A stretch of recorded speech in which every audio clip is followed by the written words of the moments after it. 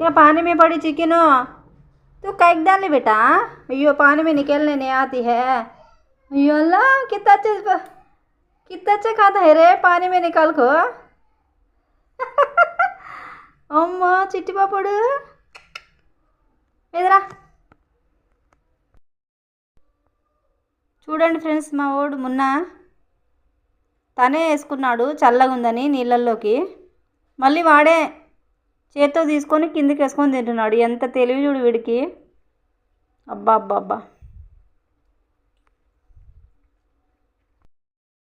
యాక్చువల్గా అంటే అది ఫ్రిడ్జ్లో పెట్టిందా, సో చల్లగా ఉందని ఒక హాఫ్ అన్ అవర్ బయట పెట్టాను.